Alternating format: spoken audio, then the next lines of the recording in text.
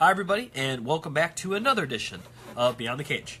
I'm your host, Jim Graham, and on today's program, we are going to recap UFC Glendale, UFC Atlantic City, as well as Bellator 197, and we're also going to preview Bellator 198 this weekend as their heavyweight Grand Prix continues with former Pride champion Fedor Emelianenko as he takes on former UFC champion Frank Mir in the main event of Bellator 198. Of course, there was no show last week, so apologize for that. There was a scheduling conflict that I had, so I wasn't able to end up doing last week's program, so that's why so much is jam-packed into this week's show. Once again, I'm your host, Jim Graham. You can follow me on Twitter at Jim Graham, or you can also check me out on Instagram at the Jim Graham as well. We're coming to you live on MMA World and MMA UK. That's facebook.com/MMA World with 2 extra D's on the end, and also facebook.com/Mixed Martial Arts UK, also known as MMA UK, as I will be welcoming in my co-host Kayla Bates here once again to break down all these fights for you and more as we go live on another Beyond the Cage. And how you doing this week, Kayla? Hey, sorry, let me turn on the sound. I'm good. How are you? I'm doing all right. Of course, last week I had some scheduling conflicts, as letting everybody know, so we weren't able to go live last week, but that's all right because it gives us a whole bunch to talk about this week. Yeah, definitely. I mean, you got to take advantage of those extra shifts, make a little money for more jiu-jitsu classes. Yeah, that's right. Anyone who does train jiu-jitsu, or really any martial art, they're not cheap. It's not like a $10 Planet Fitness thing. Yeah, I wish, if only. I'm excited to tell you that I'm going to jump in a class and start training on Saturday. I was going to say, now that you're in San Diego, you have the opportunity. I don't know how far you are from this particular gym, but you have the opportunity to train with the 10th Planet Freaks. That's where I'm going to train. Yeah, if you're going to train anywhere in the world, I mean, that would be probably top 10. I mean, you got the Martinez brothers, you got Elimele McFarlane, as well as Liz Carmouche, and those are just people, high-level jiu-jitsu guys, and obviously top MMA fighters. And they probably have other black belts and purple belts rolling around and brown belts that are probably absolute monsters. Just I haven't heard of them yet, and you'll probably figure them out. But that's going to be a great place to train, even for one day. The amount of knowledge. Yeah, Saturday I'm jumping in. I was at a fight night and talking with just some friends, and I told them, I'm like, now that I'm here in town and have, some extra free time, I got to jump in a class. So they invited me to come in on Saturday, and I'm super excited. Yeah, definitely. I think something that I'd like to do someday is to get out there and visit with all those folks. The Martinez brothers actually were in Detroit when they opened the 10th Planet Detroit location. Did kind of a big opening seminar and stuff. And at the time, I think it was on a Sunday, and I always work on a Sunday, so I couldn't get out to the seminar. But I'm sure they'll probably be back. But was kind of in contract with my current gym, and I really I kind of developed a lot of bonds and communities there, so it was kind of hard to be like, oh, I'm going to leave right away for the 10th Planet one. But I've heard nothing but good things about the new facility there, and 10th Planet overall. Obviously, I'm a fan of their system, so nothing against those Eddie Bravo and all those folks there. Yeah, well, I'm excited, and I'll tell you about it next week for sure. Hey, Miles. And Miles, of course, will be joining us today. He's going to be helping us out with the comments and whatnot, so making sure we don't miss any comments. And again, comment down below any questions, comments, concerns about what we're talking about, or even something we're not talking about, just something you heard, and maybe Kayla and I didn't hear about it yet, or just something you thought, I really want to ask what someone's opinion on it. We can do that too. So just simply let us know, comment down below, and we'll get to it as the show progresses. But let's get with the oldest thing first, Kayla. I wanted to get to the oldest thing first because there's a lot of headlines and kind of big things that kind of happened out of it that we can kind of tangent off to, and that's UFC Glendale. Oh, gosh. Yeah. Try and remember. Yeah, I watched a lot of this. I actually did watch every single fight. boy, we got to talk about, speaking of jiu-jitsu, we got to talk about Adam Verzorczyk, if I said that correctly, his omoplata win over Arjan Bular. My goodness. Not only is that the second only omoplata ever in UFC history, the fact it happened in the heavyweight division, I think, is even more ridiculous. What did you think about that? I thought it was absolutely fantastic. Yeah, I mean, I don't know. To make your name, by getting, like you said, the second in UFC history, that's the way to go. And I obviously, the heavier divisions, they're known for those knockouts. So when we have something like that that's a little out of the ordinary, it's super, just exciting. I only saw highlights of it. I didn't get to watch the whole fight. But one thing that I remember is he even looked surprised. Like after he pulled it off, there was a look like he looked over at his coach. He's like, "Did that just happen? Did I just get that finished?" So very cool for him. Yeah, and as a guy who, is starting to get more familiar with jiu-jitsu and all its positions and submissions, this is definitely obviously more common in jiu-jitsu, straight jiu-jitsu. But the way he set this up, it was absolutely fantastic. It was perfect technique, and it just fits his body frame. Other guys couldn't pull off that submission from that position just simply based on him being, I want to say he's 6'7", but let me double check on his height. I mean, most heavyweights are tall, sure, but not that tall. So I think that really helped. He's listed at 6'5". All right, he looks 6'7", but he's very long and lanky for a 6'5", and he kind of just threw that leg over. And I think Bueller, I don't know if he's that familiar with an omoplata or because they don't really happen that often. Maybe he just kind of shrugged it off. He didn't really think, all right, because they were kind of up against the cage. So he's probably thinking there's no way he's going to be able to turn his body to come over the top to push me down and get that omoplata. But he did. He pushed off the cage. He came up because of those long legs. He was able to drive Bueller down. He came across the other side of the armpit, pulled, lifted up. Perfect omoplata, perfect tap. I don't know if that's, again, with those long legs, I'm sure that's something he drills because that was pretty flawless. It's not like he was stumbling his way through it or anything like that. That was definitely a guy who works on that technique.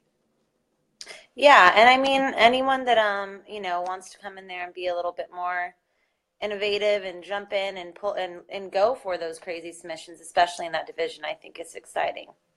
So definitely a guy to look out for, and obviously that's a good win for him considering he probably for sure lost that first round.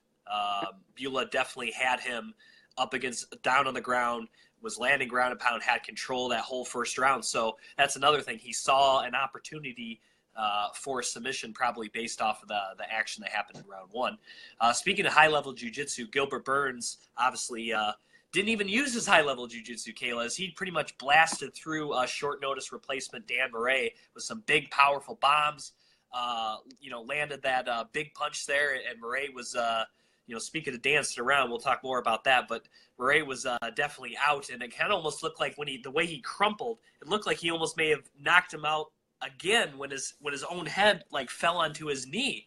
So that was a pretty crazy finish there by Gilbert Burns. Yeah, no, that wasn't on the main card, right? I only caught the main card. No, on the well, I think they did FS1 prelims 2 and FS1 main card. So I think those were FS1 prelims. But yeah, that was a great finish for him. Let's see, anything else that really caught my eye on the undercard? Brad Tavares, I think not the fact that he won, but the fact he knocked out Christoph Jacko. I never considered Brad Tavares a big knockout guy. And obviously Tavares right now on a roll. I believe this is his third or fourth win in a row. And, he's looked really good as of late. He had a tough go there between 2014 and 2015, losing 3 of 4 fights, the lone win coming over, a guy who even at that time was still past his glory days there in Nate Marquardt. But since then, Kayla, he's done very well. Like I said, now 4 wins in a row. He's beaten the likes of Chal Magalesh, Elias Theodoru, Talis Leites, and now knocking out Christoph Jacko. Brad Tavares seems like he's starting to kind of figure things out, and that's saying something. I mean, this is a guy who's been around the UFC since 2010, but this is his well, not his best stretch, but if you look at his opponents, you can make a case this has been his best stretch so far as a pro in the UFC. Yeah, yeah, that's always nice. And those are people to look out for when they're on a nice little run there. And obviously, Jaco, he kind of has to go to the drawing board here a little bit. This was a guy who was coming off a huge win over, I believe it was Talas Leites, just November of last year. But since then, he's lost 3 in a row. He had that close, really awful fight against David Branch, which he lost. And now he's got knocked out in back-to-back fights by Uriah Hall and now Brad Tavares. And before that, he had won 5 in a row. What do you think is going wrong with Jaco? Just simply bad luck, or is it just he was facing guys that were heavy hitters, or I don't know, but it seems like he's going to have to do something because obviously it's not working lately. So his last fight before this one at Glendale was against Uriah Hall? Correct. Yeah, he got knocked out. That was September of last year. I think it was UFC Pittsburgh or something. Okay, that's interesting. Because I was going to say, how active is he? Because I felt like Uriah retired. Didn't he retire like last summer? No, because he was supposed to fight in February against Vitor Belfort. Oh, okay. Yes, you're right. Or That's January, or whatever that was. Yeah, and he had the heart palpitations or whatever, seizure, and could. Okay, sorry. I was thinking about somebody else. Yeah, I mean, I don't know. Like you said, I don't really know. I have to watch that fight back and see what's going on with him. But if he's on a losing streak, 3 losses in a row is never a good place to be. All right. And also, Antonio Carlos Jr. does what he does, speaking of high-level jiu-jitsu. Not really to be too much of a surprise, him submitting Tim Bosch. Antonio Carlos Jr. to me is a huge middleweight. This is a dude that actually won the Ultimate Fighter Brazil at heavyweight. So, I mean, this guy's a monster middleweight, and he actually set up, the submission with some great stand-up. So his stand-up is actually starting to develop, and if he can kind of get that on the right track, coupled with his great jiu-jitsu and his obviously huge size in this weight class, he could definitely make some noise in this middleweight division, Kayla. Sorry, Jim, you're kind of cutting out right now. It's hard to understand what you're saying. Sorry, I was to talk about Antonio Carlos Jr. His submission win over Tim Bosch. I was saying this, if he can put his stand-up skills together, we saw a little bit of here in this fight, he definitely could be a serious guy in this division, coupled with his size and obviously great jiu-jitsu skills. All right, let's get to the main card. Started in the strawweight division. Michelle Waterson and Courtney Casey.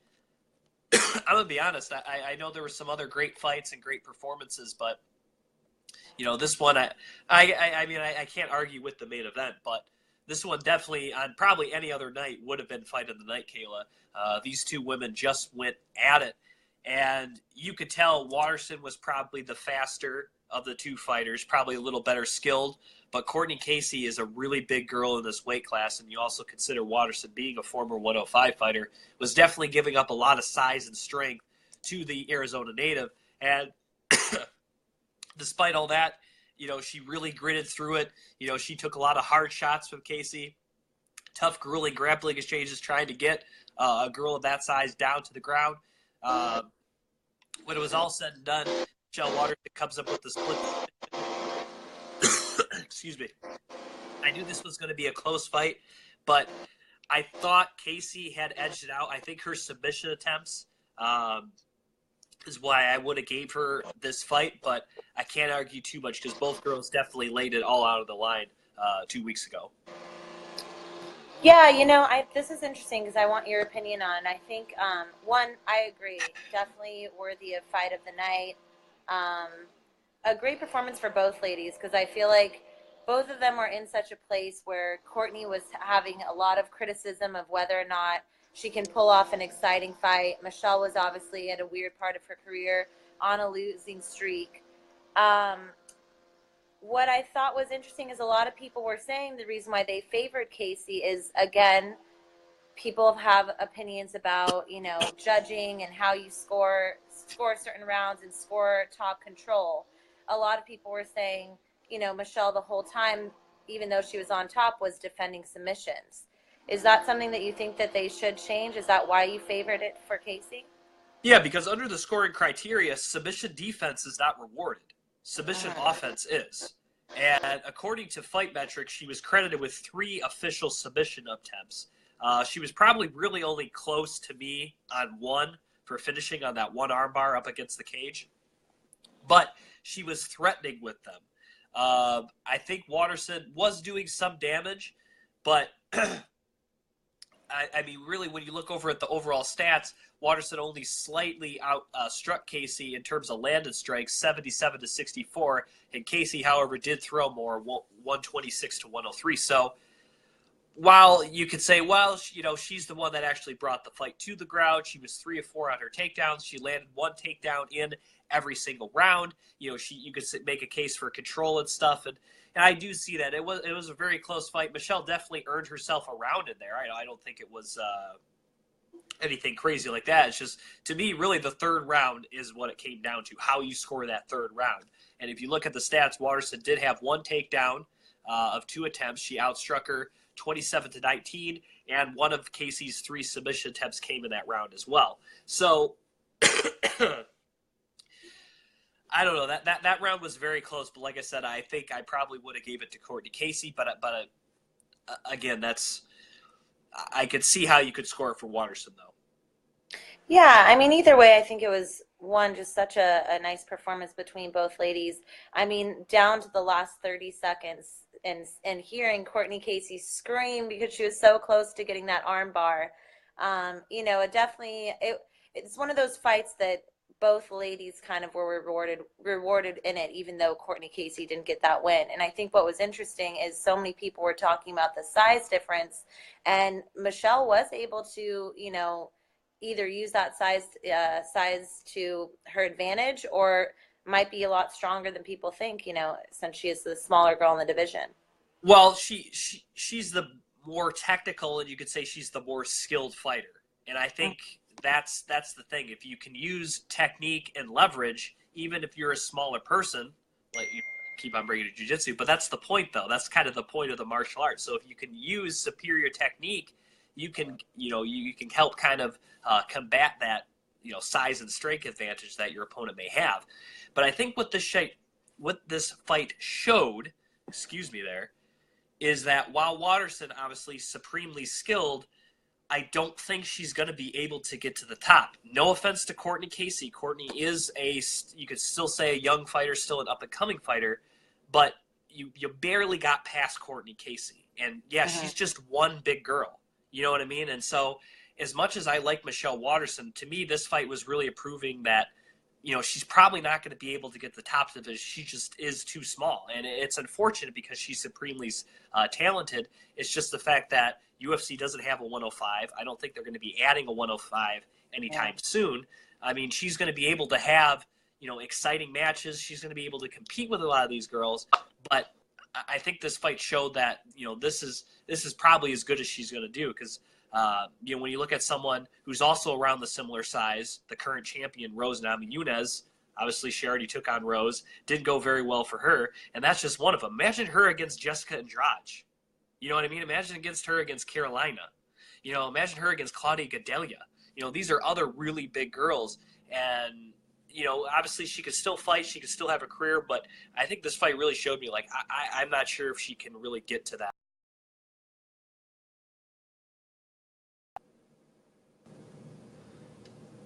Oh, something happened with Kayla there. It looks like she went away. Let's see if I can get her back on.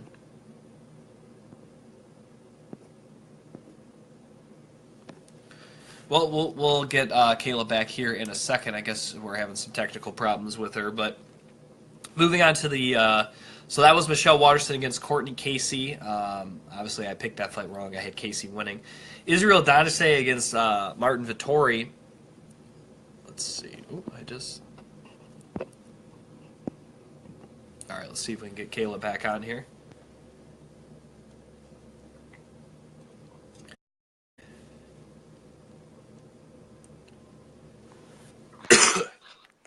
There you went away. Sorry about that. Someone FaceTimed me, very interesting person, and it kicked me off. That was weird. Oh, Okay. okay. Sorry. Don't time Kayla when we're doing our show, whoever you were. I know. It always happens. Then there's like a gardener. I'm like, I can't win here. Sorry about that, guys. All right. Hey, Ray, thanks for checking in once again. Hey, Ray. I was going to say, we're hopping over to our next fight here, the style bender, Israel Adesanya against Martin Vettori. Split decision to me, surprising in this one. I thought Adesanya clearly won this fight. You could tell he was the more skilled fighter. Got to give Vettori a lot of credit for, first of all, hanging tough, because he definitely took a lot of shots in this fight. Yeah, he did his best. You know, if you're gonna beat Adesanya, you got to be in his face. You got to be moving forward. You got to get him off his, on his back foot. You got to get him up against the cage. Vettori tried that. He just couldn't really do it enough to really throw the style bender off his game, in my opinion.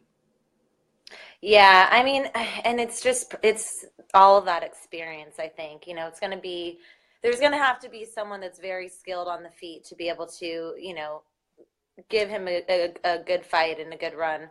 But I wanted to look more into it because I felt like Israel went back and forth with how he felt about his own performance. Like, I think in his post-fight speech, he was like saying that he felt really good about it. And then, I mean, he might have watched it back and then tweeted something else.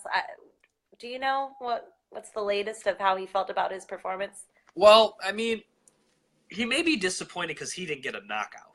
He definitely had Vettori hurt in this fight, and from that standpoint, I could see why he might be disappointed. Because again, even though I didn't think it was a split decision, it ended up being a split decision. So that means one judge thought he lost this fight, and maybe that just didn't sit right with him. Right. This is a guy who I think is now 13-0, and I think obviously he hasn't lost a fight, but I think has finished at least almost all those. So this is a guy who obviously has been able to go in there and, take care of business most of the time, not even go to the judge's scorecard. And I could see why he could be slightly disappointed. I mean, if we look at this fight, even though I thought he clearly won and I probably would have scored maybe just about every round for him, at least 2, he only actually outstruck Vettori by 7, 67-60. So it's not like...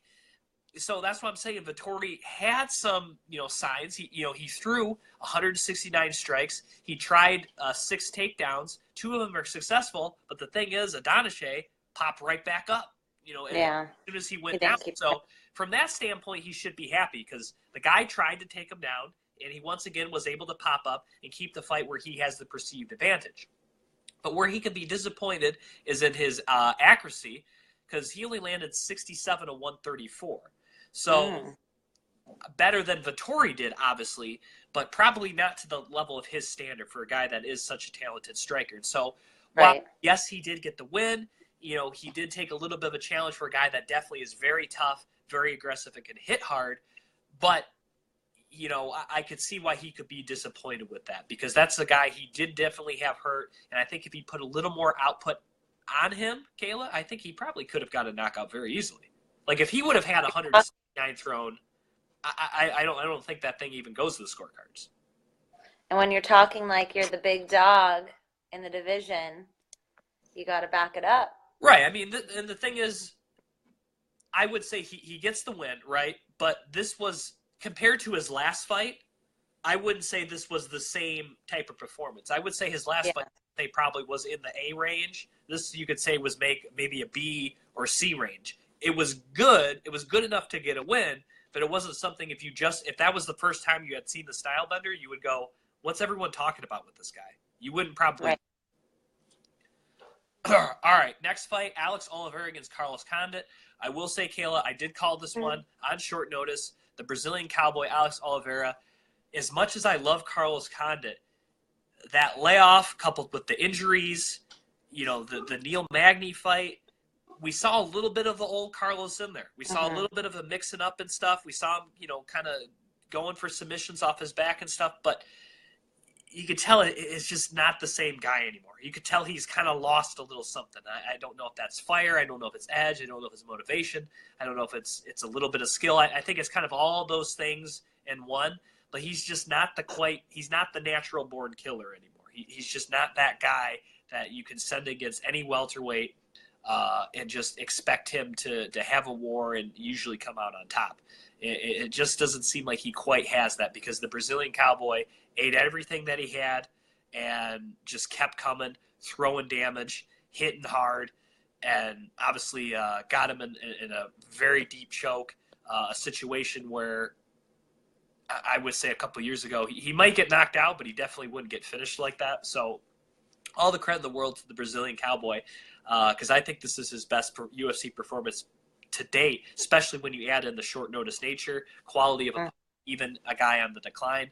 I think this is a very impressive performance, but it is clear that Carlos Condit is just not the same guy anymore. Yeah, I mean, I agree with you. I think Oliveira, for some reason, when you just have a good day at work, he was on that night and performed so well. And like you said, I love that you said, yes, maybe it's not, the Carlos Condit that we all remember, but there was moments there. And I think that, I don't know, maybe he had his peak in his career of when he, was going to be at his best. And though he looked really well in the fight, because that's the thing too, is, people felt like, okay, he definitely performed better than we've last seen him. He got caught with that up kick, but it's just, I don't know if he can compete at least within the top 5 anymore of the division. He's just in such a division of killers, but I hate to see, him finish his career. I would like to see him at least finish his career where he's in a good headspace, because I think he's one of the fighters that's more open about how critical he is of his own performances. I think he looked good. If he's going to leave from any fight, this was a good fight for him to finish off with, because he had some moments in it for sure. Well, he's actually, Carlos, believe it or not, is actually celebrating his 34th birthday today. So happy birthday to the natural born kid. Oh, happy birthday. He's fought 42 times professionally, and you want to talk about maybe losing a step. Since his title unification bout with George St. Pierre in November of 2012, Carlos Condit has only won 2 fights and has lost 7. He is now 2-7 in his last 9 fights. His lone wins coming over Martin Kampmann in 2013, which he knocked him out in the 4th round in their rematch. And then he beat Thiago Alves in May of 2015, which got him his second chance at capturing UFC welterweight gold in that incredible fight with Robbie Lawler, which somehow was never run back, which I do think is a disgrace. And since then, including that fight, he's now lost 4 in a row. So 2 of 7 in his last 9, including losing his last 4. You could make a case he's lost the quality competition. Obviously, Lawler, Damian Maia just kind of ran through him. And that's when the injury started, along with the time off, because he didn't fight again from August of 2016 till December of 2017. And he was definitely not there against Neil Magny. You could definitely tell he wasn't back to 100%. And like you said, and I said, this fight now in April saw more of that, but I think he should at least rematch Robbie Lawler before he calls it a career, because I think the fact that we're not going to get a chance to run that back, I think, would be a shame. So I think at the very least, Carlos Robbie. Dang, you want him to go out in a brawl.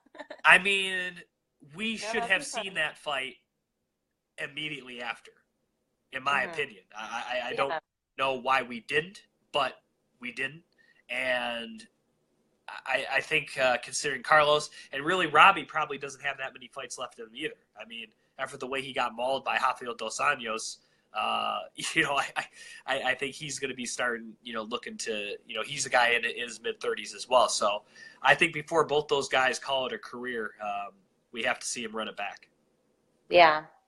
Yeah, no, I think, and it's like you said, a fight that everyone wants to see. So if both guys are going to go out and go towards that retirement, move, that's a good way to go out, is give everyone one last good show. And he's in a time too where a lot of these fighters now are transitioning into being, analysts or have their own podcasts. Like maybe he can look into other options if he still feels like his heart's in the sport. He's done do a couple of TV appearances before. He's a very intelligent and well-spoken guy. So I think he could do that. However, he also does seem like a guy that, doesn't really care about the spotlight, so I could also see him just kind of not fading into the sunset, but I could see him maybe just kind of, I don't know if that's his personality. Like, he would do it if asked, but not something he would maybe want to pursue every day as a career.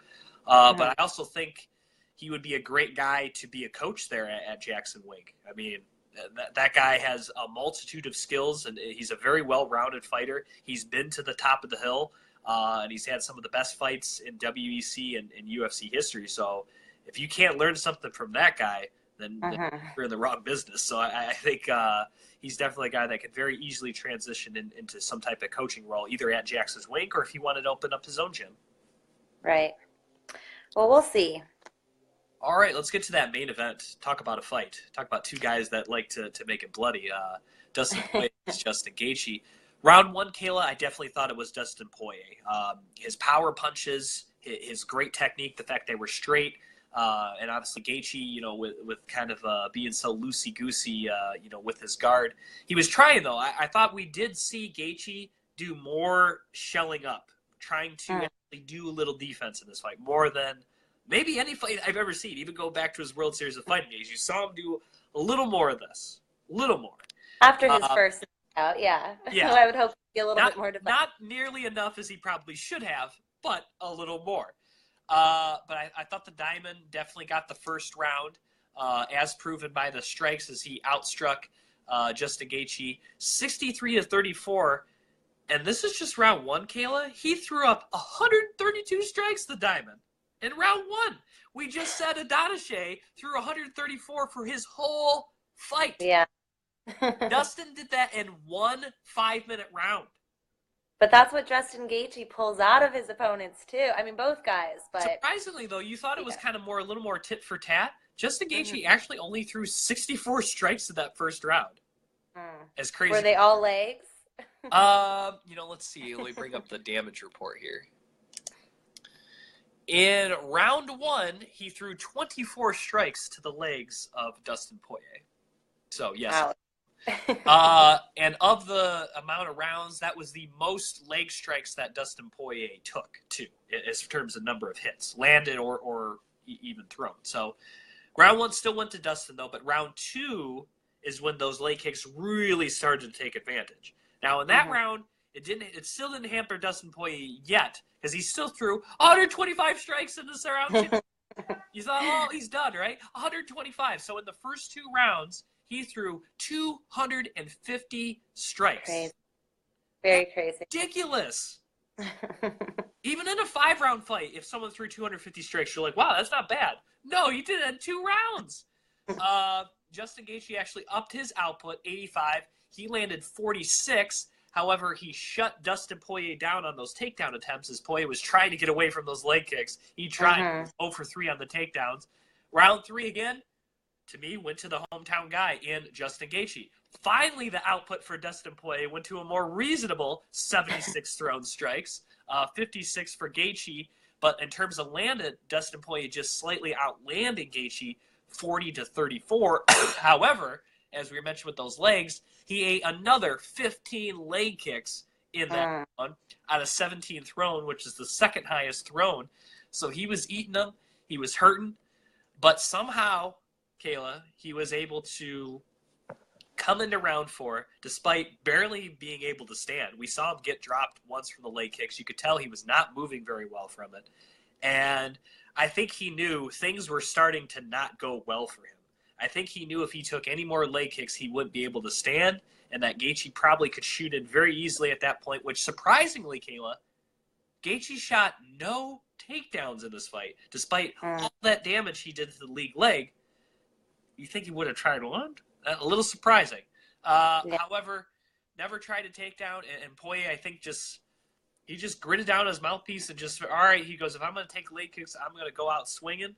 As proved by him throwing 24 strikes to start that 4th round, really just blitzing Justin Gaethje, who could just never really kind of recover from that opening onslaught, and the referee kind of had to come in and stop this one as Gaethje kind of was all over the place there up against the cage, officially being stopped 33 seconds into round number 4. And while, yes, this is a win for Dustin Poirier, he obviously did go through a lot of bad spots, but the fact he was able to come out on the other side with the victory against one of the best fighters in this weight class, it is pretty impressive. I'm not sure if he's next for a title shot. I know they're kind of talking, rumoring he might be, but you got to give the guy credit because this was a championship type of performance. I mean, the fight was not going his way. He was severely hurt. From that pace, coupled with the damage, he couldn't have had that much energy left, but he left it all on the line there in round 4, knowing like this is probably the last round. I could probably do this, and it worked out for him. He put away the very tough Justin Gaethje on the road in Gaethje's backyard. I think was awfully impressive. Yeah, I mean, again, a fight where I think both men looked great. When you're going into those championship rounds, if you're throwing out ideas, saying that you want to be thrown in there for that next title shot, or at least in title talk, this is what you do, like you said, and going into that 4th round and just going for it and looking for that finish when you know that you're, taking it. I mean, those stats are crazy. Just hearing the stats alone, I mean, it was a huge fight, and I think it's just it's cool to see Justin Gaethje, who obviously was so dominant, come in, give us an exciting fight like he's always promising, fulfilling that promise, and then just kind of seeing how he's going to have to start evolving his game now that he is fighting amongst the elite.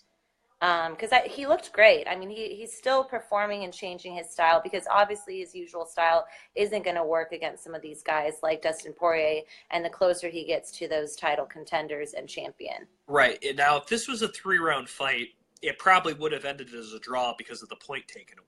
But if you don't, I forgot about that. Yeah, so if you don't count that, Justin Gaethje probably wins 29-28. I think that's fair to say. But with the point taken away, it's probably a 28-28 draw. So good thing this one did have those extra rounds, because I think that would have been a very disappointing ending had this thing ended in a draw.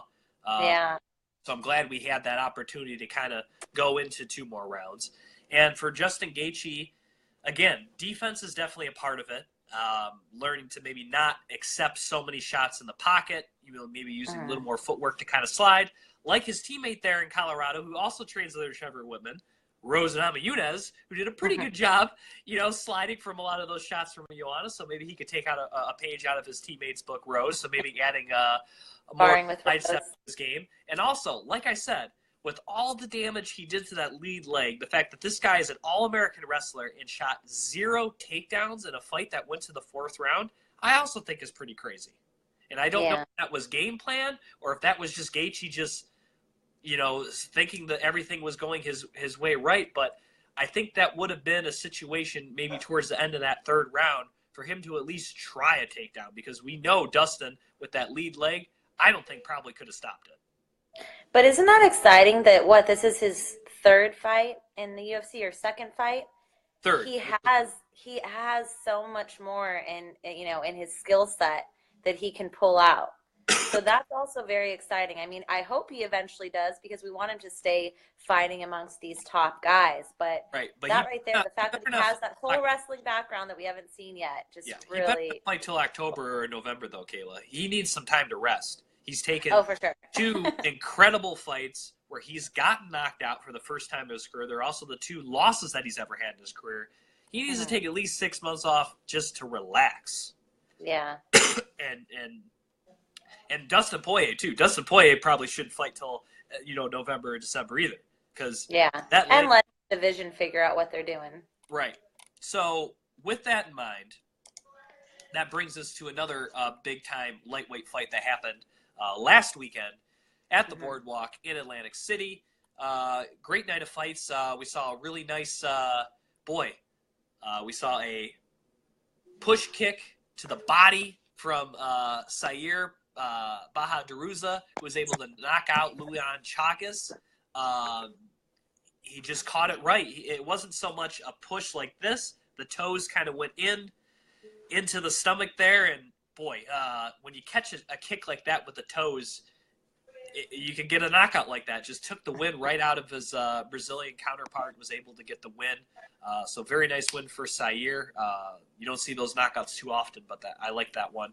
Also, got to talk about this one because of the controversy. The Ricky Simon, Merab Dvalishvili fight. Yeah. Wrought with controversy. Dvalishvili, I thought, had this thing kind of in the bag. It looked like he was going to win 30-27. He was putting on an incredible pace. It just seemed like Simone, he did a good job for the most part stopping the takedowns, but it just, you could tell he was not ready, especially a guy at short notice, to fight somebody at that type of pace. And Merab, definitely with that type of pace, he can overwhelm anybody with that. I mean, that's incredible he was able to do that. But right towards the end, Simon was able to lock up a guillotine choke off a shot by Dvalishvili, trying to kind of, put the icing on the cake to this one, hold him there for the last minute and a half or so. I'm sorry, about the last 30 seconds or so.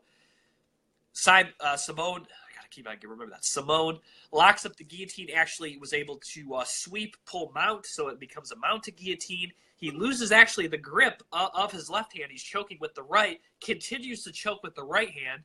You see Dvalishvili just kicking his legs up and down.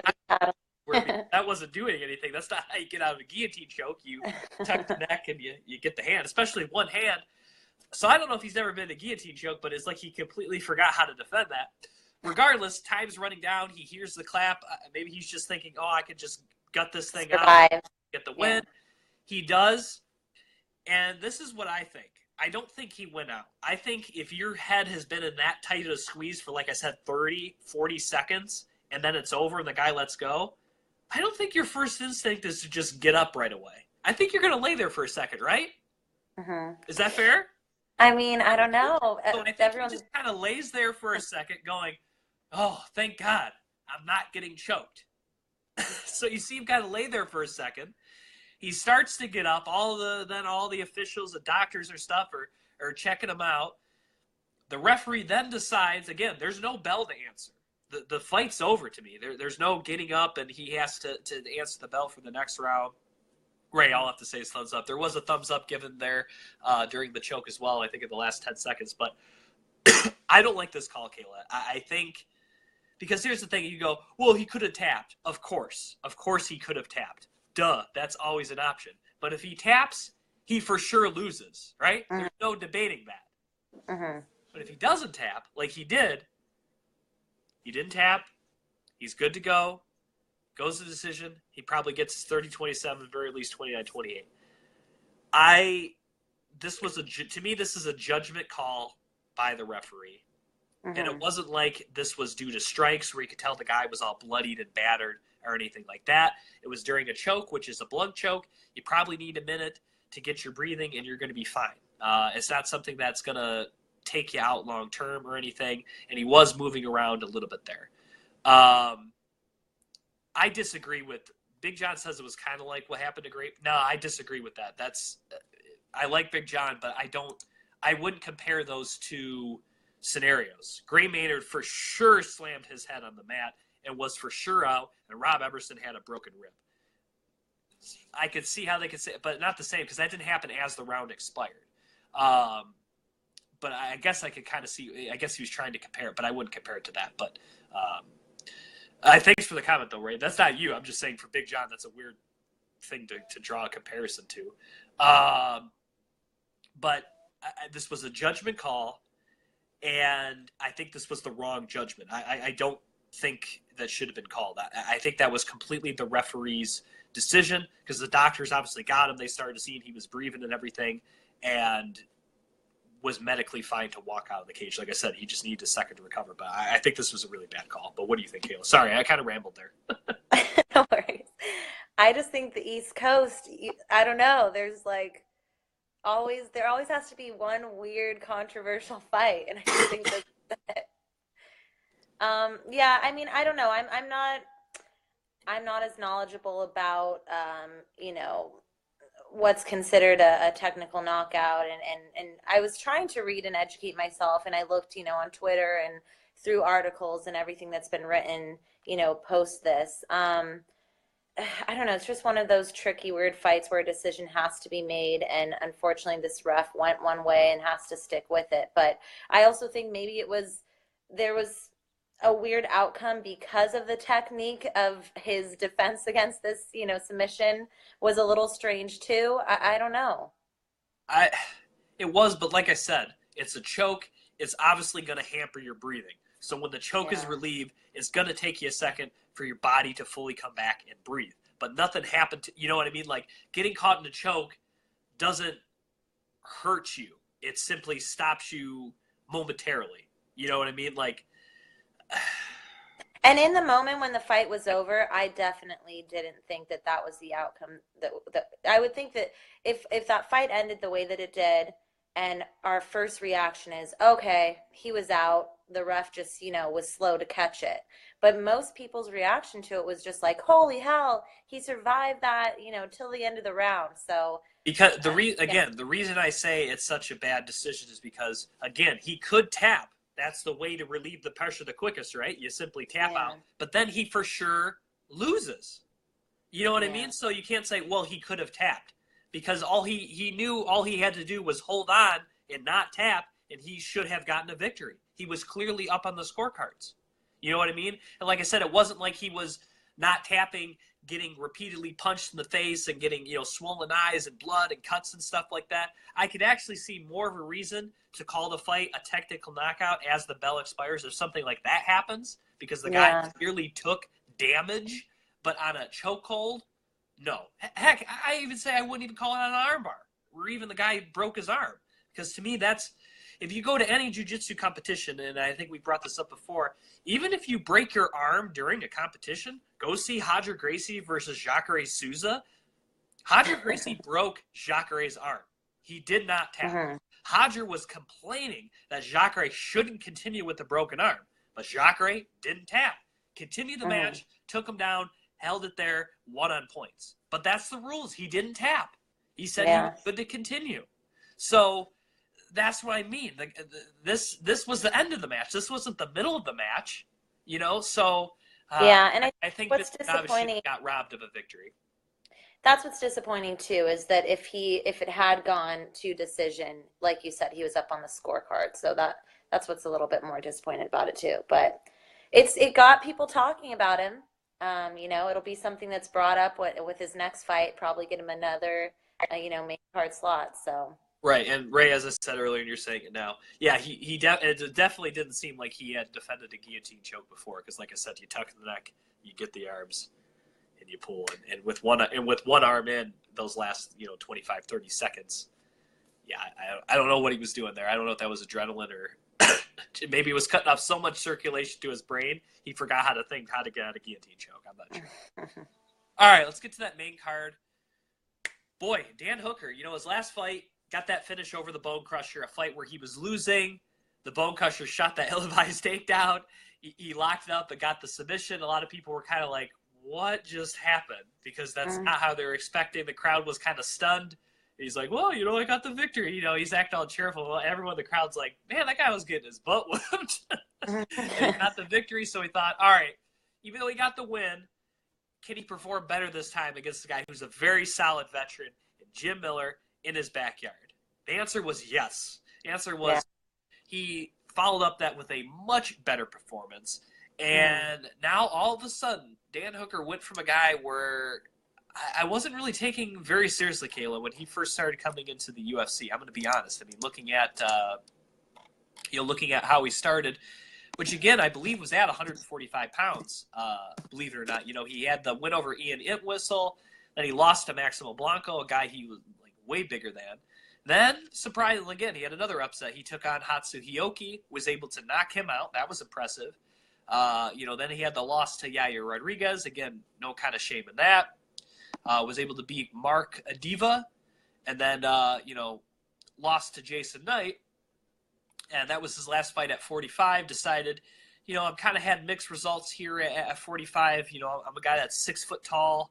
Maybe I should be fighting up maybe not get so drawn out. Maybe that's why I'm losing these fights. And since then, Kayla, he's 3-0 with 3 straight finish victories, and he's beaten solid guys. Ross Pearson in his 155 debut, knocking him out with a knee. Then he submits Diakazi despite having an overall bad fight. And then throws another knee and knocks out Jim Miller. All of a sudden, Dan Hooker, he's a guy you got to look at as a serious threat in the division. With his size, with his finishing ability. I mean, there's only one win in the – actually, every win in the UFC is a finish. So this guy's starting to be pretty good. He's not a guy that goes to decision. All the decisions he's been to, he's lost. So this is a guy who I think we're going to have to start looking at seriously here. Yeah, and I mean, analysts, fellow fighters would talk him up, and I think because of that inconsistency, like you're talking, it was hard to fully get behind him, but he's clearly figured it out. Maybe it was, like you said, moving up to a heavier division, but yeah, he's on a nice little win streak. That, like you said, that first fight with Ross Pearson at 155, performance of the night. He's continued to give us exciting finishes, so it's cool when someone starts figuring it out. And yeah, who would you have him face next? Because obviously Jim Miller was a big name. He was, but I like the fact that he said he wanted to fight Paul Felder. Oh yeah, that's right. Yeah, I think honestly, I think that would be a great fight. I think the stand-up skills of Paul Felder, who's also a taller guy at 155. I think he's 5'11", or at least 5'10". You added that with Dan Hooker, and Hooker does have some submission skills as well. Paul Felder's coming off a win where he took on one of the best submission guys ever in UFC history, Charles Oliveira, and was able to knock him out and kind of wade into deep waters. And I think that would actually be a fantastic fight. I know Paul Felder was supposed to take on someone in the top 10 in Iaquinta, so you could look at the standpoint of, well, maybe they should give Felder that guy. But from an exciting standpoint, him against Dan Hooker, I think, would be a fantastic fight. Yeah, for sure. And we get it. Hooker didn't take a lot of damage. We all know Paul Felder just went through a full fight camp and didn't get to fight. We'll see. I don't know. Maybe it could happen here pretty quick. We could maybe see, somewhere between 4 and 6 weeks, we could see that fight materialize. Who knows? Miles says Felder or Vic.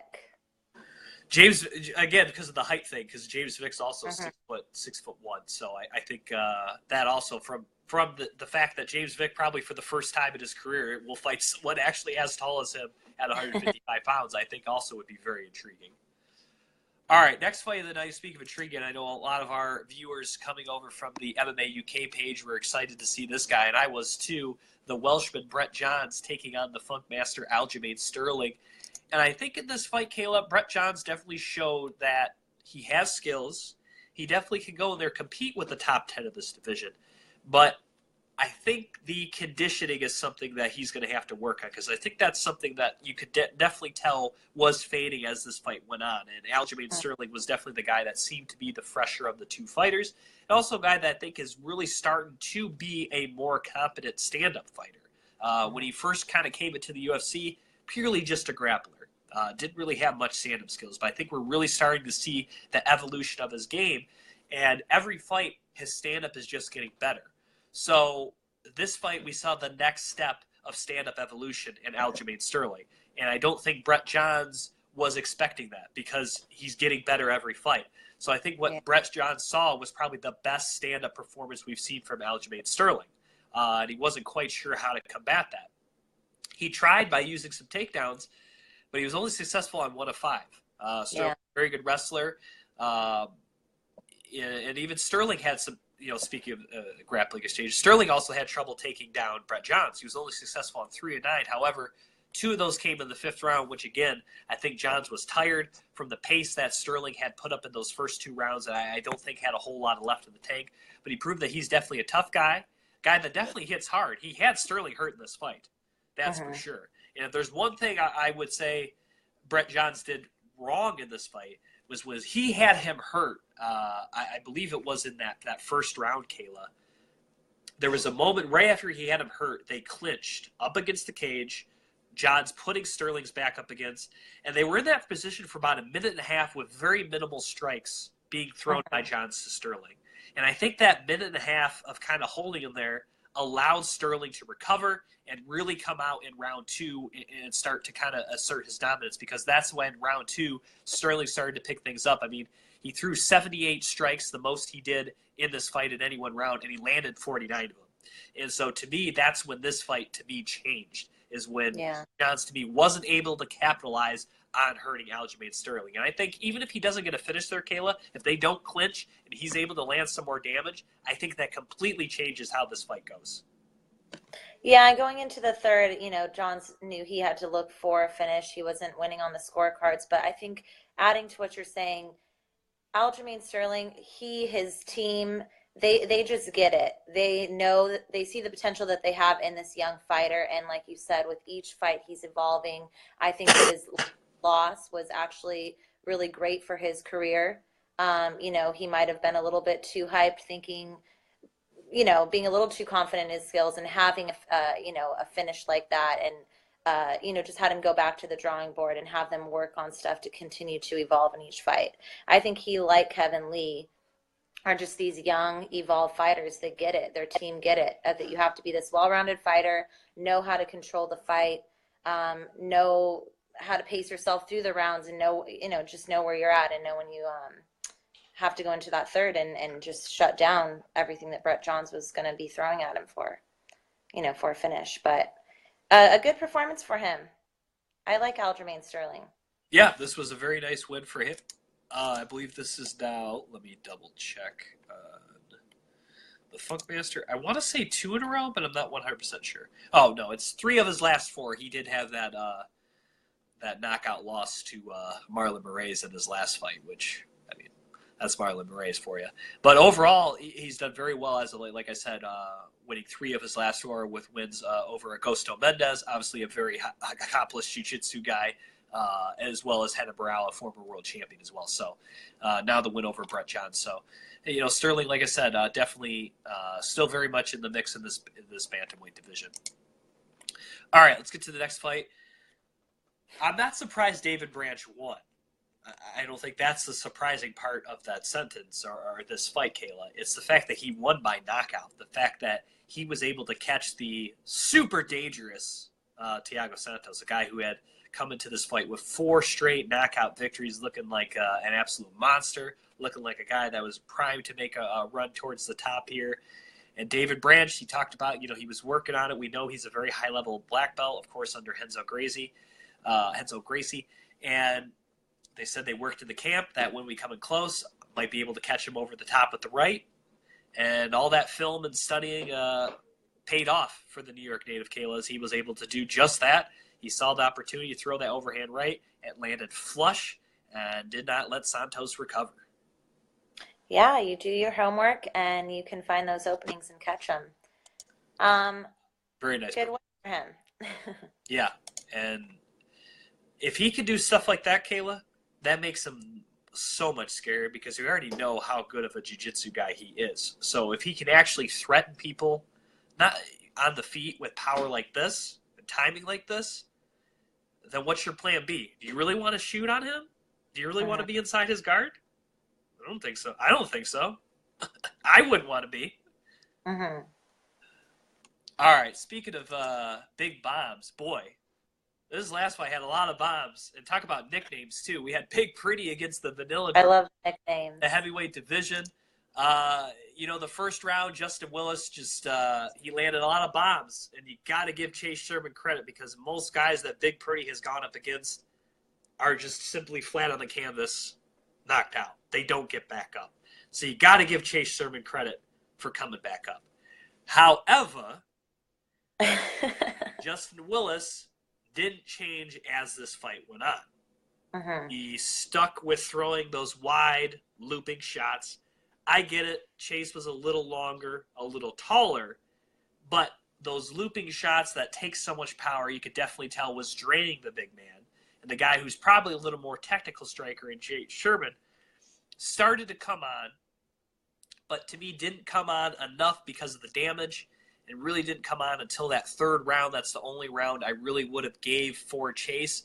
But I think the damage kind of had been done before that final frame, and really short of Chase being able to put Big Pretty away, it was going to be tough for him to ride out a decision victory because I think that, like I said, at that point, the damage already had been done. And while it started out at a fast and furious pace with a lot of heavy shots swinging back and forth, it kind of just slowly kind of lulled its way into a kind of ho-hum type of fight. But Justin Willis does get the win, and I would say so, the biggest win of his career. I was going to say, what did you think about both men's conditioning? You got to say Chase Sherman's conditioning was fantastic. The fact he was able to compete, still come forward, and like I said, in the third round, seeming to find himself. The third round, where you would say he would be the most tired and accumulated the most damage, Kayla, he threw his most strikes in any one round in round 3, throwing 69 strikes, and he also landed the most he did in any round with 44. So clearly he was able to kind of come through it, but again, at that point, like I said, the damage had already been done, and really short of knocking out Big Pretty, he had to have known that that round, while good, it was good that he came back, wasn't going to be enough. Yeah, he had to look for that finish. Yeah, I think that was my only thing is, just the division that they're in. I think that that's something that maybe, because Justin Willis, let me look him up. His last fight was at 218 here in Detroit. He knocked out, I don't know. Okay, because have most of his fights ended in finish? Because that was my only knock on him is definitely. Yeah, most of it. I don't know about I think that last fight was his UFC debut, so you might have to go to like Tapology or something to see his full. Oh, yeah. But well, he has a lot of knockouts too.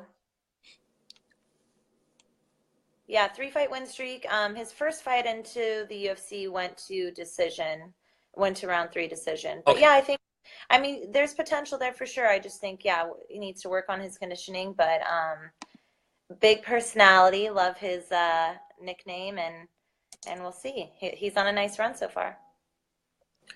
All right, Frankie Edgar against Cub Swanson. Frankie Edgar wins the rematch, as he very much did the first time around when he fought Cub Swanson. Was about like 2 years ago. What I will say for this fight, Kayla, Frankie Edgar did get the win. Definitely deserved it 30-27. I'm not questioning that. But you got to give it up to Cub Swanson a little bit, because he knew he couldn't go to the ground with Frankie Edgar. Right. Especially after their first meeting, where he got absolutely mollywopped, getting taken down pretty much at will and getting held there and really not offering up much resistance to the New Jersey native. This time around, now Fight Metric they must have went back and changed it, but I think at one point on the broadcast they showed that Cub had stopped all 9 takedowns. Officially now, I'm on Fight Metric's website. You can bring it up, which are the ones that do the stats for UFC. They're just saying Frankie Edgar went 0 for 8, so they must have changed their minds on one of it. But regardless, the fact he stopped every attempt by Frankie Edgar, you got to give the man credit, because that's a huge adjustment. It's not like, even if Frankie Edgar went 2 for 8, you'd be like, well, okay, he got a couple in there, as noted. That was still pretty good. But the fact he stopped every single one, and we're talking about less than a 2-year span, you got to give the man credit. That's a huge, change in how his last fight. So you got to give him credit for keeping the fight standing. But because he was so worried about that takedown, he was focused on that for it. The stand-up wasn't quite there. Now, he tried. Now, in terms of thrown strikes, Frankie Edgar actually only threw 7 more strikes than Cub Swanson. So I think Frankie was also visibly like, whoa, what's going on here? Because his plan A was to take this to the ground. When plan B was standing up, even though he did well, he got the victory, you could tell that that's not where he wanted this fight to be. Because Cub Swanson, you would say, is the heavier hitter of the two. I think that's a fact. So he knew if he stands with Cub Swanson, there's a chance he could get knocked out, especially coming off the first knockout loss of his career. He didn't know that was a possibility. But Frankie Edgar went to plan B. Most guys, if their plan A doesn't work, Kayla, they don't have a plan B. So Frankie Edgar was able to have a plan B, use his footwork, his head movement, and being a little faster, and did enough to get the victory. It wasn't the greatest victory in the world. It wasn't like, oh man, vintage Frankie Edgar or anything like that. But he did enough to get the job done, and he did so with his backup plan. So you got to give the man credit that he was able to change on the fly and do enough to beat a very tough guy in Cub Swanson. Yeah, and I think for all those reasonings that you just said, it didn't deliver the most exciting performance that we were hoping to see, because obviously both men have highlight reels and plenty of footage delivering exciting fights. But I love that you brought that up. We saw the adjustments that Cubs made, how he's evolved as a fighter. It's just weird because it was great timing for both men to have a rematch, just of where they're at in their career, but it didn't deliver a performance that necessarily gives either of them an argument to, I don't know, jump in and get, a shot at another, shot at the title, or I mean, I guess maybe in Frankie Edgar's case, just because we all want to kind of throw him one back for taking that fight with Brian Ortega, because had he not taken that, he probably would have been facing Max Holloway next. Right, but I think one of the reasons he even took the Ortega fight in the first place was because he had bailed out of their first scheduled appointment at 218. So I think kind of having that in the back of his head, he's like, man, I'd hate to like have another time to like have a fight camp and then not fight. And so I think that's why he accepted the fight, because he's like, I just want to fight. He goes, even if it's taking a risk, I got to fight somebody. And so while as big of a risk it was, I kind of get why he took it. Because then if he beats Brian Ortega, he crosses another top guy kind of off his list of top guys he's beat, and there's no doubt that he gets Max Holloway next. Now he can kind of just sit and wait, and it doesn't matter. Even if he gets hurt, even if he gets hurt again for another camp, they're like, yeah, but he beat Brian Ortega. You know what I mean? Like, it's kind of hard to deny him a teleshot, even with another injury potentially occurring. So I get why he took it, but with this victory, he's kind of right back up there. He really is, because even though Max had that little almost foray into 155 land, I think it's going to be a while before they give him another opportunity to do so. You know what I mean? I think he's going to have to win a couple more now at 45 before we see that happen. And there's fights in both divisions that make more sense for the champions to defend before they go and jump around. Right. Speaking of that 155 division, we got a pretty good two of the top contenders in the main event of the evening.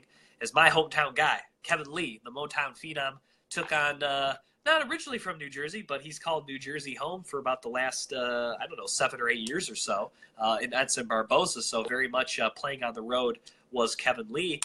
And, boy, did Kevin Lee put on a heck of a performance. I mean, you want to talk about striking numbers, Kayla. You want to talk about domination. You want to talk about damage. How do you like outstriking Edson Barboza 60-4 in round number 1? In my opinion, a 10-8 round.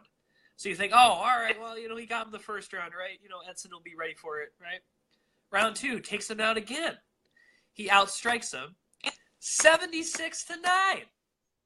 And you're thinking, man, Edson's not looking good. He's taking a lot of shots. Ooh, maybe he gets knocked out this. It is not looking good. But you got to give Edson credit, much like his fight against Khabib, and even this fight here against Kevin Lee. He is a guy that does not give up. He does not quit. He has the true spirit of warrior and mixed martial artist. Round 3, even though it's a 5-round fight, he came out swinging. He knew he could not really suffer another round getting outstruck 76-9 and 60-4.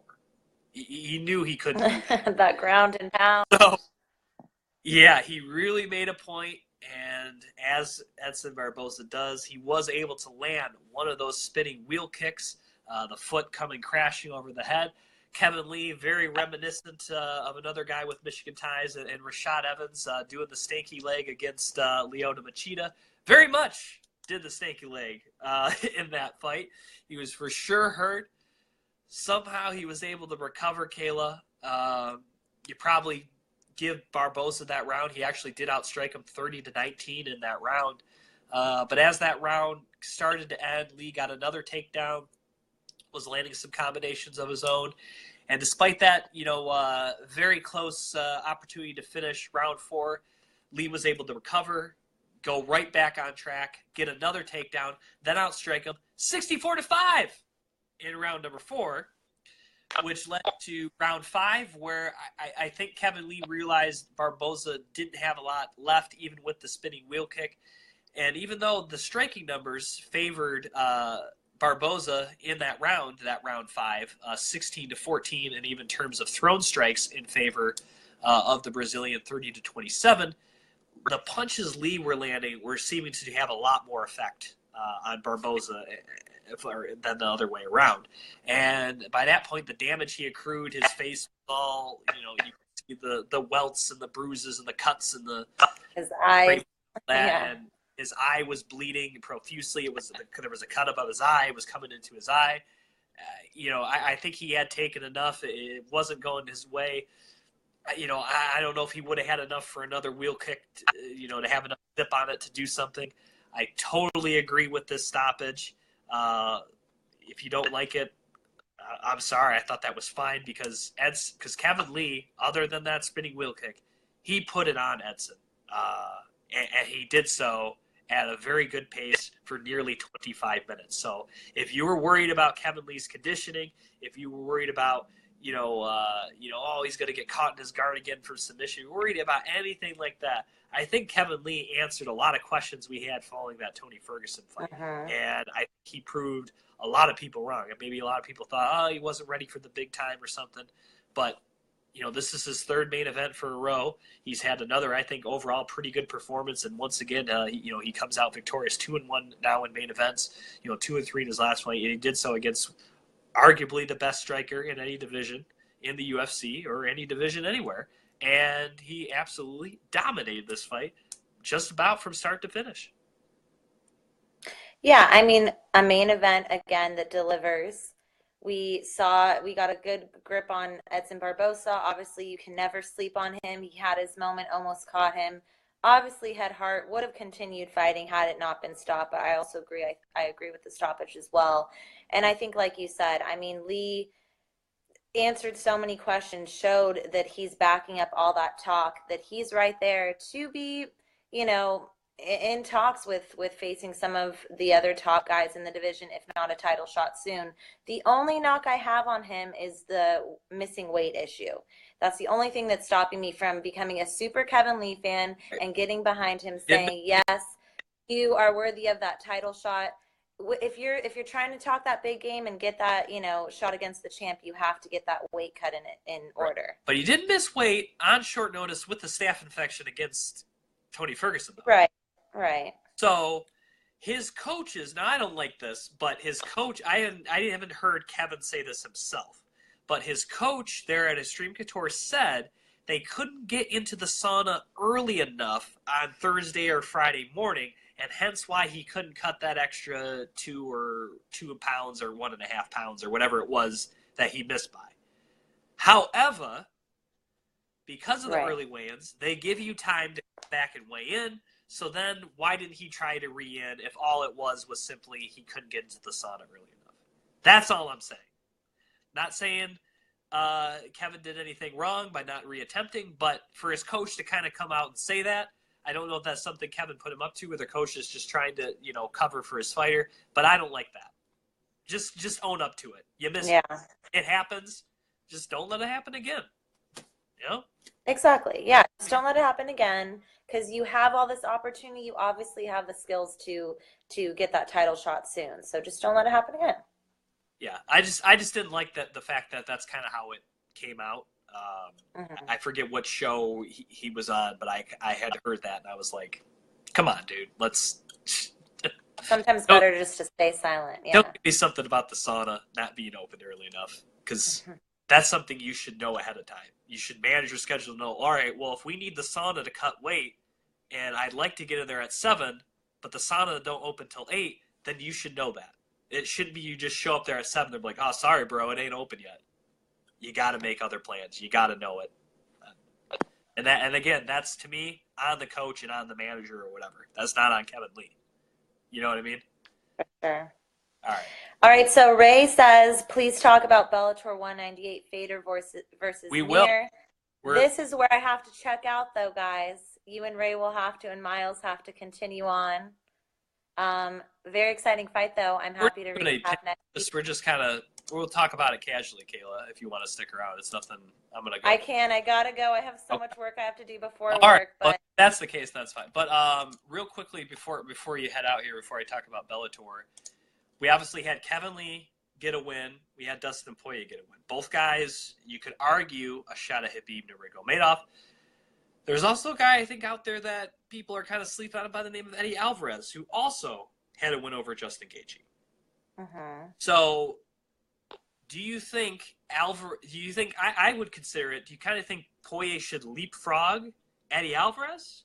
considering you would say Eddie actually, to me, in my opinion, fared better against Justin Gaethje? Or do you think because there's the loss there for Alvarez, obviously to Conor in there, do you think that maybe because Poirier's had more kind of wins strung together that he kind of maybe leapfrogs Eddie a little bit? Or do you think somehow someone like a Kevin Lee maybe kind of slips in there? Who do you of those three, who do you think is most likely to get the first crack at Khabib Nurmagomedov? Well, I think that's the point you made there, that he feathered better with the fight with Justin Gaethje. That's maybe why you run that fight back. But at the same time, I feel like Dustin's kind of always just gotten the shorter stick, I guess, in the draw, where I think that, me personally as a fan, I'm a bigger fan of Dustin Poirier kind of leapfrogging and getting that shot before running back the fight with Eddie Alvarez. I think if they wanted to do that, they should have done it sooner, before they matched him with Justin.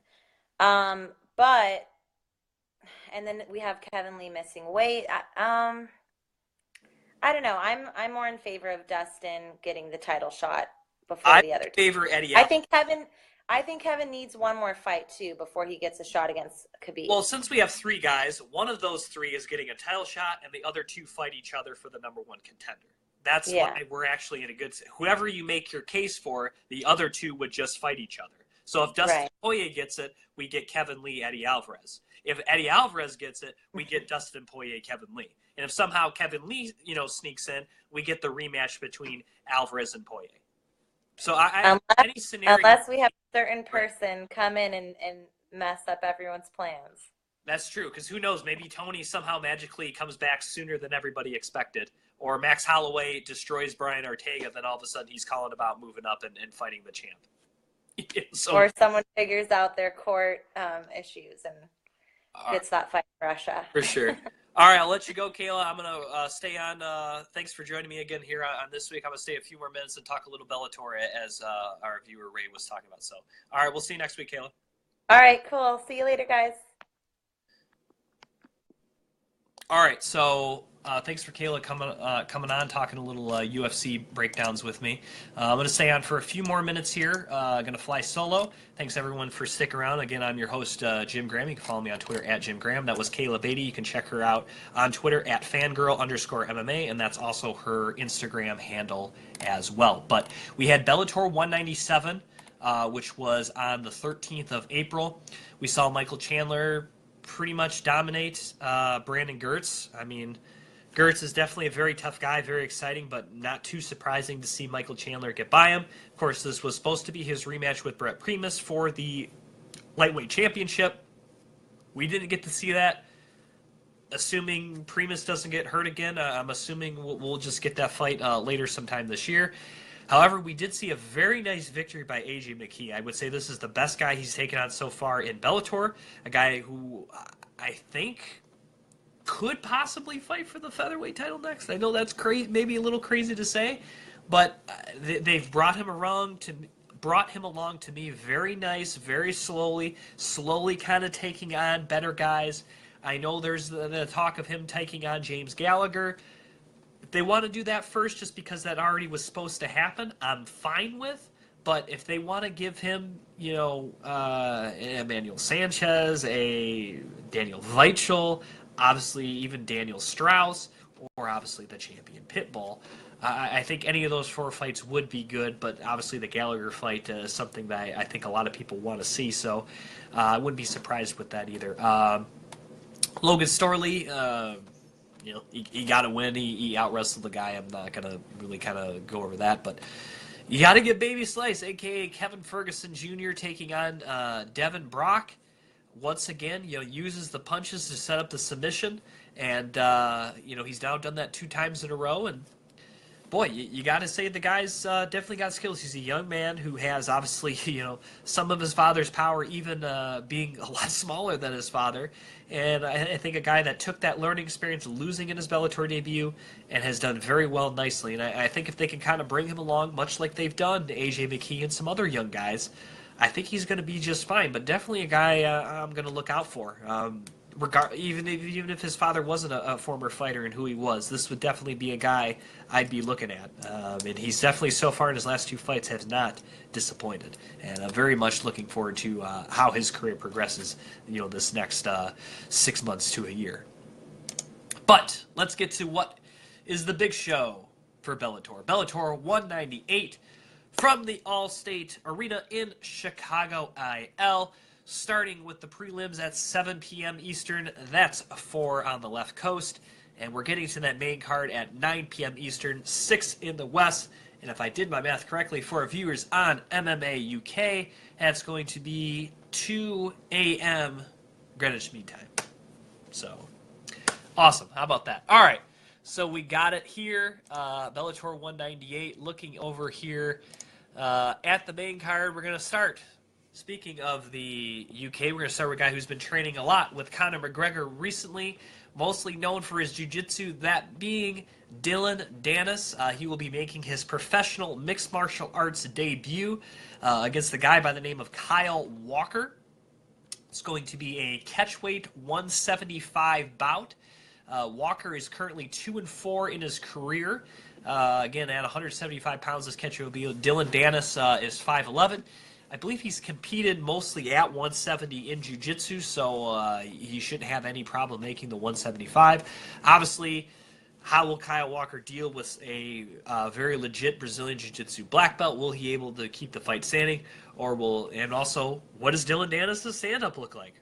We don't know. We're going to find out how much of that training with guys like Gunnar Nelson and Conor McGregor and others there at the Straight Blast Gym, what has that done for his preparation of this debut coming up, the long, really awaited debut. I feel like they signed Dillon Danis like over a year ago, and he was trying to make a name for himself and stuff. So we'll see how Dillon Danis fares, but I'm very excited to see his debut inside the Bellator cage. We're also going to get Rafael Lovato Jr. against Gerald Harris. Lovato Jr. 7-0 against the former UFC and Ultimate Fighter veteran Gerald Harris, 25-5 in his career. Harris, of course, had one of the more interesting and awful UFC fights in his fight against Mikhail Falco, which actually got him cut from the UFC. Hasn't been back since, but is a guy that definitely has continued on fighting. Has obviously beaten a lot of guys along the way, 25-5, but here's a chance for him to kind of get back into a bigger spotlight here for Bellator and into a division, the middleweight division, which to me is completely wide open. So beating a guy like Lovato Jr., Gerald Harris, instantly becomes a feature in this fight. It says catchweight feature fight on the website, so I don't know. Maybe they're fighting up a little bit from 185. I don't know why that would be the case. Harris, as far as I know, has routinely fought at 185, so. But regardless, that should be a very interesting fight. Speaking of jiu-jitsu, Neiman Gracie. Now this says welterweight. Now their weights are off on the Bellator website, but Neiman Gracie will be 7-0 so far. Has looked really nothing short of fantastic. He's been able to dominate just about everybody so far. Obviously 7-0, but I mean in terms of really dominating. He's done that so far. Take case in point, his last really 2-3 fights for Bellator. He's taken out Javier Torres, 10-3. We'll see. Neiman Gracie obviously has incredible jiu-jitsu. If he could do that, he's going to win the fight. But staying standing still has to develop those skills. He's not quite there. So if Torres can keep this fight standing, he very much could beat Neiman Gracie. But if it goes to the ground, this obviously is in favor of the Brazilian. Then we get to a big fight at 145 pounds. You want to talk about contenders. Emmanuel Sanchez has done very well as of late. He's a guy that is definitely on the rise. He had a very close fight with Daniel Weichel not too long ago. I think he is a guy that if he could get a win here, he's a guy I would consider on my short list of fighting Pitbull for a championship, coupled in with him beating Daniel Strauss as well. He's taking on a guy who has a lot of UFC experience and obviously was on the Ultimate Fighter as well, and Sam Sicilia, a guy even at 45 still hits hard, swings hard, but he's in for a heck of a fight. Emmanuel Sanchez is a very well-rounded fighter, is very good off his back with his jiu-jitsu skills. I think he's the more well-rounded striker as well. He's going to be a little taller, a little longer than Sicilia. Probably doesn't quite hit as hard as Sam, but definitely is a very good striker. I think this is going to be a very entertaining bout. The Matador Sanchez is definitely a guy that brings it, and brings it every single fight. And obviously, Sam Sicilia definitely has dynamite in those hands of his. So I think this is a very intriguing fight. And obviously, Bellator not going easy on Sam Sicilia for his very first fight in the organization, throwing him a guy that's one of their best in any division, in Emmanuel Sanchez. So that should be a very good co-main event. And as Ray said, yeah, I've already brought up there's several very high-level Brazilian Jiu-Jitsu black belts. So if you are somewhat of a Jiu-Jitsu guy like me, or you like the grappling prowess, this is definitely a card to watch because there's a lot of high-level guys on there. But let's get to the main event. Speaking of high-level guys, Frank Mir is a high-level Brazilian Jiu-Jitsu black belt and obviously a former UFC champion as well. He's taking on former Pride champion Fedor Emelianenko in this main event as part of their heavyweight Grand Prix. Fedor with a startling 36-5 record to just 18-11 for Frank Mir. However, the size advantage will belong with the American, who will stand 6'3", and usually he comes in around 260 pounds. Fedor always has been a smaller heavyweight at just 6 foot tall, usually weighing in around 230 pounds. So I expect at least 30 to 35 pounds of weight advantage for Frank Mir. Frank Mir is a solid boxer, but not a great boxer. Not really great at stand-up skills. That's definitely going to favor the Russian and Fedor Emelianenko. And I think the longer this stays standing, you have to favor Fedor Emelianenko. And also, he's the more powerful of the two. Frank Mir does have some knockout wins, but he's not a one-shot knockout guy. If he does knock you out, it's from accumulations of strikes. So if Frank Mir wants to win, he has to be able to either weather the storm by Fedor, which I think at this stage in his career is definitely not a guy that is going to have the same level of conditioning he once had. I think that's fair. And two, he has to go to the ground. Now, Fedor, while not a Brazilian Jiu-Jitsu black belt, is very versed in submissions coming from that Sambo background.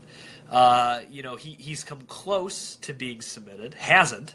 He's had some fights where he's kind of has gotten out grappled a little bit, or has had bad, exchanges, with powerful grappers. I mean, even though he won that fight, I mean, he did get picked up and slammed pretty hard by Kevin Randleman. So, in the ground game, Frank Mir really, to me, has to make this fight in close. He has to try to get through those, the big power bombs to Fedor, get in close, use his size, make Fedor carry it, use some nice takedowns from the clinch, and really try to get on top of Fedor and work his jiu-jitsu game. Or conversely, I hate to say pull guard, definitely not first round, but if he could tell Fedor start to fade and he's having trouble taking him down, I think pulling guard is an option.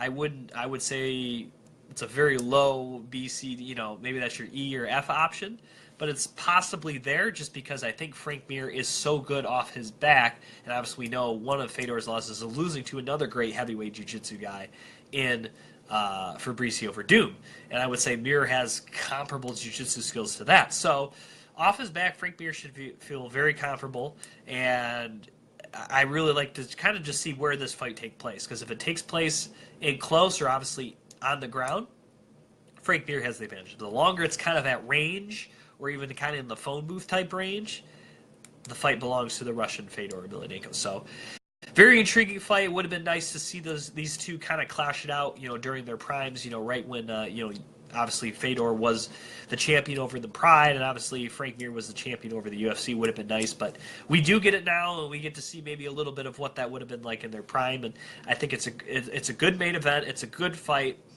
However, it does kind of suck that all these heavyweight fights for this Grand Prix are kind of spread out. I would have liked to seen, even if they would have taken a year to do it, which is fine,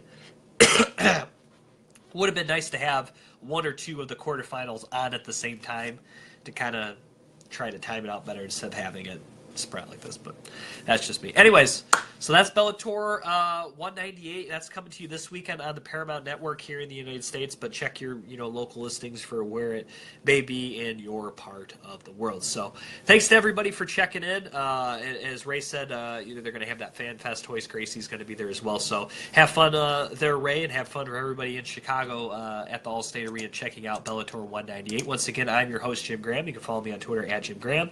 Kayla Bailey, who is on for the majority of the show, my co-host, you can check her out at Fangirl MMA on Twitter and Instagram. Once again, coming to you live on MMA World. That's facebook.com/MMA World with 2 extra Ds, as well as our sister page, Mixed Martial Arts UK, as facebook.com/Mixed Martial Arts UK. And you can also follow us on Twitter at We Are MMA UK, and also at MMA World with the 3 extra Ds on Twitter. So once again, thanks to everybody for joining me for another edition of Beyond the Cage. Goodbye, everybody.